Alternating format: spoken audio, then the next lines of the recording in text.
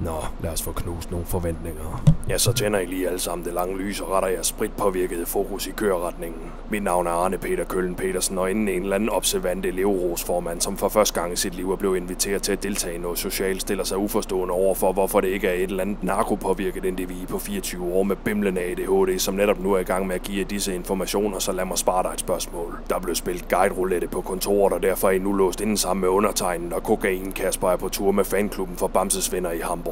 Derfor skal jeg heller på ingen måde forvente, at jeg kommer til at vejlede jer i, hvornår I kan drikke jeres spritpedalske til en skumfest, og eller hvilken bar I skal tage på, hvis I gerne vil have poleret navlens nabo i sygående retning. I forhold til netop det kan jeg faktisk sige, at hvis I er taget på den her tur udelukkende med det mål for øje at spille underlivsmikado med det lokale, så lad mig fortælle en historie om en bekendt jeg havde, som netop efter sådan en tur her endte med en kønslidelse, så Kroma han var nødsaget til at gå med 3 på underbukser ad gangen op indtil langt i hans 20'ere. Mens vi var en tur på Mallorca i 80'erne, hoppede Morten Jammerlem. Ja, det var et navn han fik efter den tur. En af de sidste dage på et meget frisindet kvindemenneske, hvor det var lidt en sidste mand, venner og tømmeragtig situation. Og der gik altså flere år, hvor han ikke så meget som kunne røre ved sit afkomstmaskineri i ugen, at det brændte helt ud i fingerspidserne samt krampet i baglåret. Jeg kan nu se på jeres chokeret og aknebefængte ansigter, at I nu forventer Arne her trods alt skifter jeres kognitive underbukser ved at fortælle jer, at det også bliver en kanontur, I skal på. Det bliver ikke med mig ved roret, og jeg kan lige så godt sige, at I til slut på ugen vil vende snuden hjemme med en eneste følelse, hvilken er ved at blive grovere finansielt forulempet, end hvis en tandlæge havde taget 2.000 kroner for at rive din fortand ud for sjov.